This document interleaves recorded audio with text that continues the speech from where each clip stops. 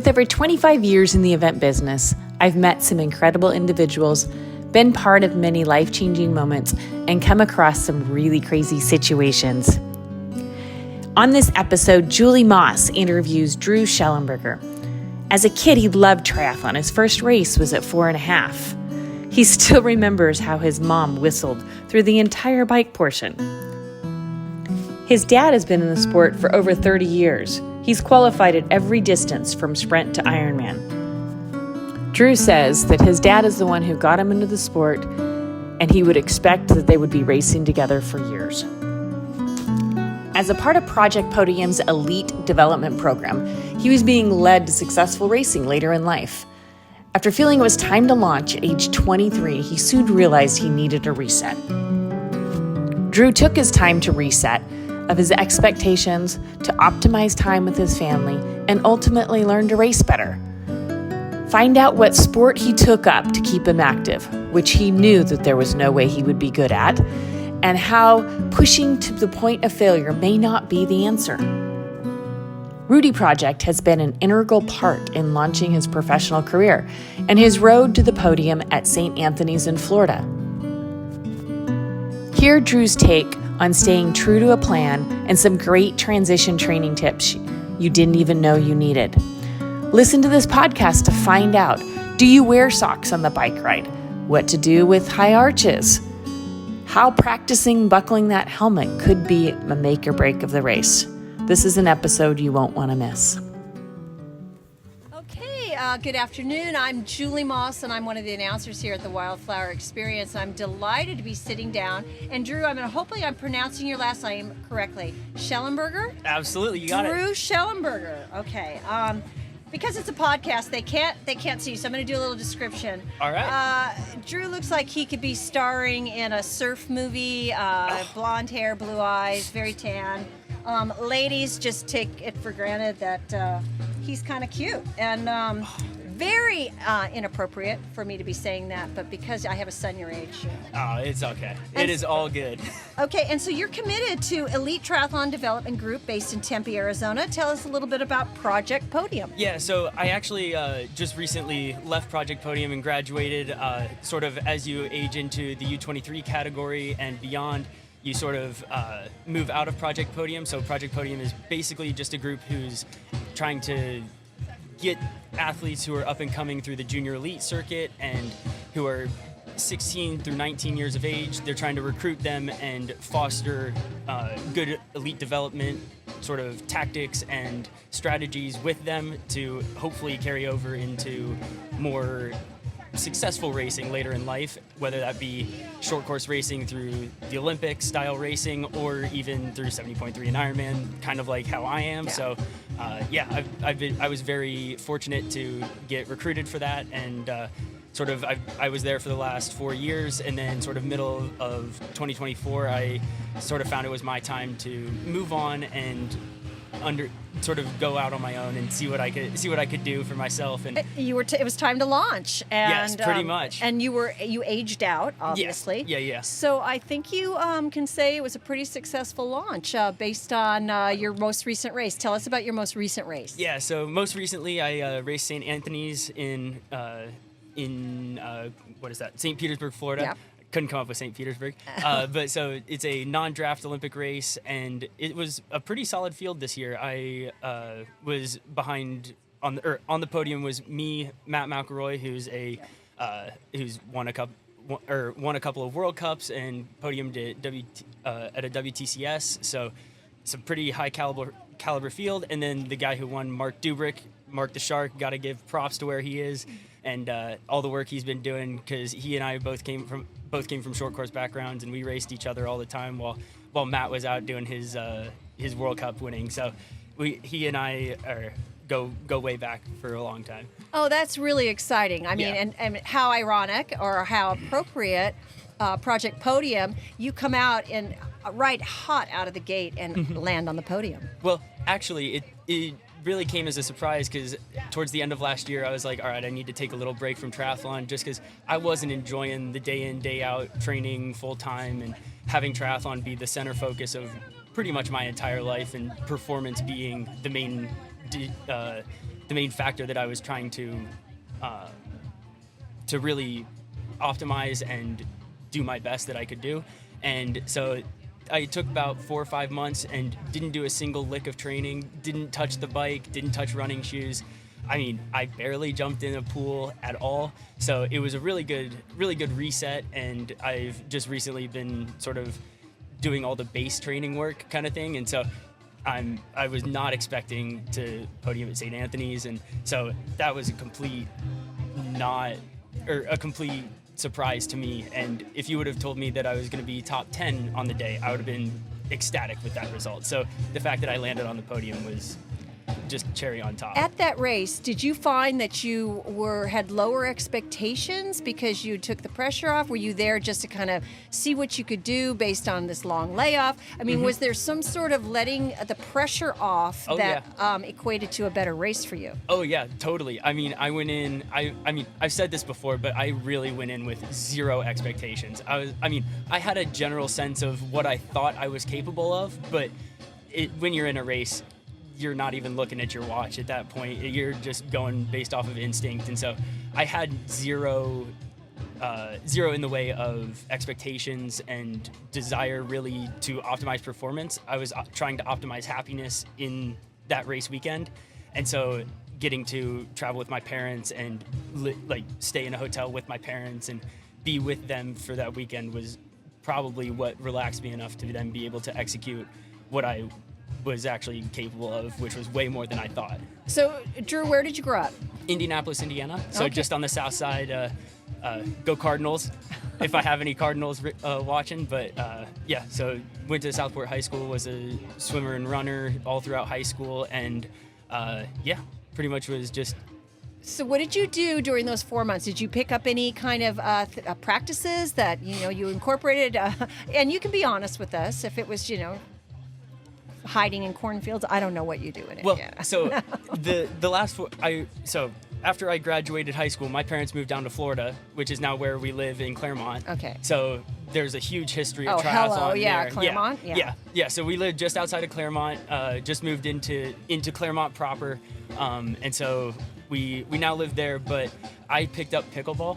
I know it sounds really weird, but I was like, it's an activity that's going to get me moving, get me sweating, get me outside. And I'm one of those people who, if you don't give me a reason to go outside or get up off the couch, I won't. And I think that's because I've been so focused on performance, where if you're not training, you're recovering. And that was sort of my mindset for the first couple of weeks was, all right, I should be recovering.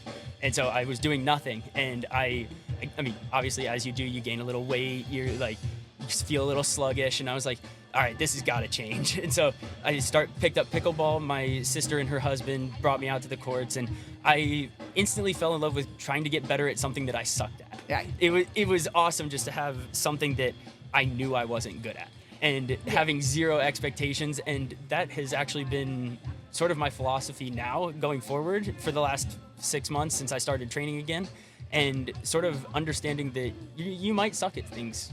And that was really hard for me to you don't have to be perfect. And I kind of throw into the mix staying curious about your potential, as opposed to being hard on yourself for not hitting certain marks, to just do enough training and push enough boundaries in your training that you're still fresh and curious about how it's going to translate to a race. Keep that one in mind. Yeah. I found that recently my training has not really been pushing to failure. It's pushing till you can do one more, and then you stop. And that was sort of something that I never did as a short course athlete. I always pushed till failure on like the key sessions. Everything was pushed till failure. Your last 400 of a track workout or whatever should be all out. You should be gassed by the end, laying on the ground, gasping for air, like cramping up. Everything should be done to the nth degree. Whereas now I'm sort of feeling like, after I think I got one more in the system. Call it quits. You're done. You've gotten the point of the workout, and that's been, I think, really a big paradigm shift for me, is that you don't actually have to push yourself till failure every single day.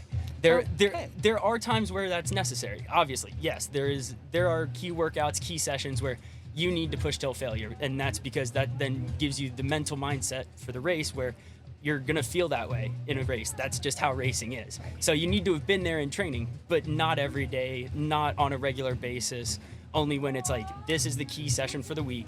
I need to do this right.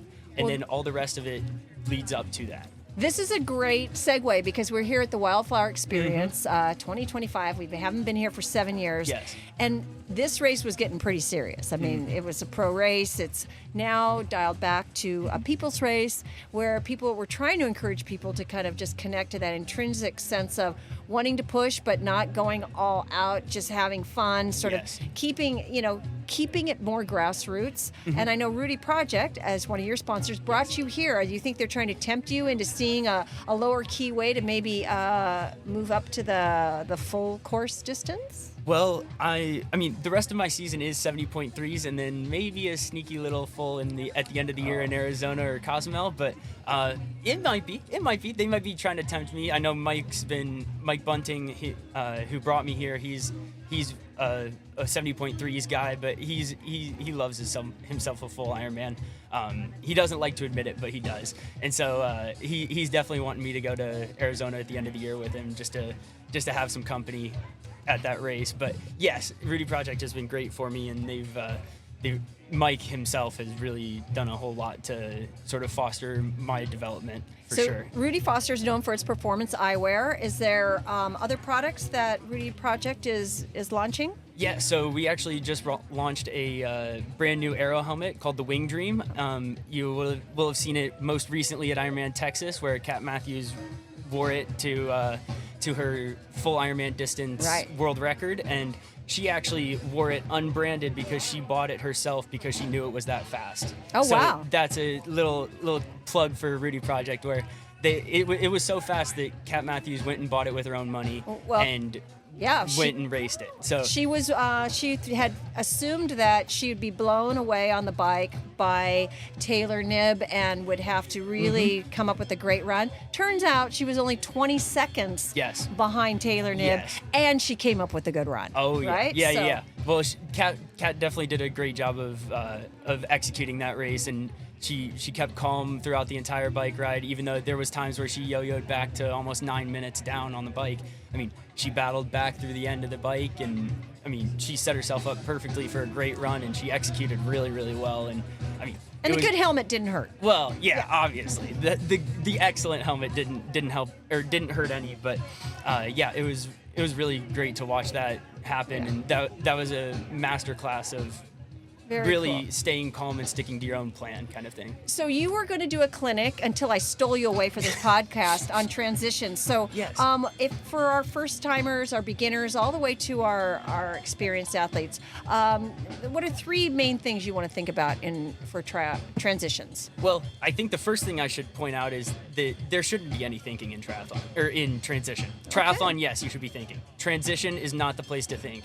Everything in transition should be muscle memory, and you should have done it so many times that you can do it with your eyes closed. That's sort of my mark of, okay, you've done it enough. You've done enough practice. When you can do it with your eyes closed and still be relatively quick with it, you're probably set. So even like, for example, right before I raced, the week leading up to it, I probably did 150 times of sitting there with my helmet in my hands, put it on and clasp it, and that was it. I probably did 150 of those just so that then it became muscle memory. I could feel the strap in my hand, where it was, and that all became muscle memory. And so and you should know that about your helmet. That's why there's also the second rule, no new things on race day. So the whole thing of you train in your training gear and your training helmet, I honestly would reckon that the week before, you might not want to do that. Bring out the aero helmet the week before, bring out the race wheels, the new wax change. Yeah, the week before. You don't need to go that far with it, but the week before, you should be testing your race setup so that then there's no new things that could possibly go wrong on race day. I know there's packing your bike and all that stuff which could induce things to go wrong, but generally that's not where the problems lie. It's because you've put something new on the bike that then you didn't test and it now doesn't work, or it doesn't fit, or something's incompatible. So every time before I race. The week before, I bust out the race wheels, the race helmet, the race kit, and do a workout. It doesn't have to be hard, doesn't have to be long, but just so that then you've done something in what you're going to race in. Okay, So, that's brilliant. Yeah. Two simple things. Quick question: socks on for the bike ride or on after the bike ride? I generally do it on after the bike ride. Okay. But also racing short course, I never wore socks anyway. So Okay. I didn't wear them for the run either. So for a 5K or 10K, I don't wear socks for the entire race. But then for a 70.3, I'll put socks on for the run, and I just never have had any problem with my cycling shoes giving me blisters or anything like that, hot spots, none of that stuff. So I generally just stick with putting them on in the run transition. And a tip for getting your socks on easier. Yes, I do the roll method. So Okay. I take them, put my race socks on, then roll them down just below the heel, and then one more time so that then you've got a little like pocket for your thumbs to go in and pull them out, and then you slide it on your foot. But and baby then, powder or nothing? Okay. All right. no baby powder. If I'm really worried about my shoe rubbing me through my sock, I'll put a little bit of Body Glide or Tri Slide Okay. or whatever in the heel cup of the shoe, and then Good tip. and then in my arch I sometimes get some because I've got really wide feet, and so Okay. my arches are super high, which they then collapse, so that causes rubbing. So that's really my only two places, and so I generally, just as a cautionary or a precautionary thing, I'll put a little bit on there. All right, so I've done my due diligence, and somebody says, "Hey, I was so excited about Drew's transition clinic." I'll just say, find it on the podcast. Anyway, yeah. So let's kind of wrap things up with maybe telling us about the rest of your season, and I want to just kind of let you expand on that possibility of a full Ironman at the end of the year. Okay, well, so the rest of the season, pretty simple, is 470.3s. I'm going to do Chattanooga here in a few weeks, and then go to Boulder, and then Louisville, and then Augusta, 70.3s. So all 70.3s, all are pro races that are not in the pro series. Most importantly, Right. I chose those just because first year I was like, Yeah. I'm not even gonna go for it. I'm just gonna sort of sit Smart. back and dip Yeah. the foot into a full year Okay. of non-draft racing, and then sort of the full at the end of the year. I don't know. I'm still not 100% sold, but my dad's kind of trying to talk me into it, and then obviously I've got Mike trying to talk me into it, and so I was like, you know what, I could be convinced. So my mind's still open to it. We'll see how the rest of the year goes outside of those 70.3s, but so I'm choosing between Ironman Arizona or Ironman Cozumel. What timing wise, which is both of those are right around the same time? Yeah, they're 2 weekends back to back. So Arizona is, I believe, the second weekend in November, maybe third, and then Cozumel is the next You weekend. might reach after out to like a Lionel Sanders and Yeah. just ask him, Yeah. Lionel, if I had to choose between either of those Yeah. two for my first one, what would you pick? that. Yeah, I've kind of been pulling people who have done both races Yeah. to see what they say, and Yeah. a lot of people are saying each one for different reasons. And Okay. Arizona's kind of getting the weather's not really all that terrible. It's obviously a little chilly in the morning and then a little hot in the afternoon, but it's not like the extremes like Cozumel is, where it's really hot and really humid. Even though yeah. living in Florida, that's what I'm going to be training in all the time. True. So the weather has been a factor. The road quality has been a factor. So people are like, Arizona's roads are not as good as Cozumel's. So I don't know. I'm also a swim background kind of athlete, so the non-wetsuit swim in Cozumel is pretty much That would be to guaranteed. your So advantage, that would yeah. be to my benefit. But also, I'm kind of wanting a fast race, and Arizona seems to be the faster of the two courses as of right now.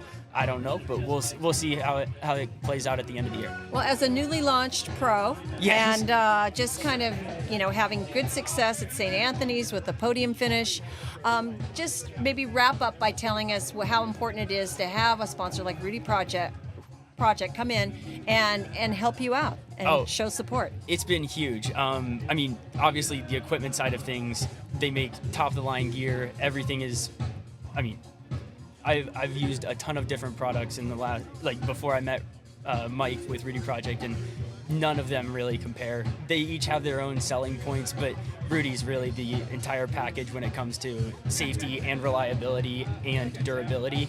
And so all three of those things come together with all the Rudy Project stuff. And they've then sort of outfitted me. By coming here, I then sort of snuck in, part of my deal was I got a Wing Dream, which is our new helmet. And so that I use that in St. Anthony's, and you can say all the words you want about it, but until you put it on and you actually ride and you feel what it feels like to ride in that helmet, you can't describe it with words. It's not because it's really fast, which it is, but it's just such a different experience from the helmets you've been used to, with the ear flaps that cover your face, and they're kind of claustrophobic if you've got the full visor on. The Wing Dream is super, I mean, it's big. I'm not gonna lie, it's big, but you have so much room, and the air comes in and sort of cools your neck, where you didn't really get that in other aero helmets.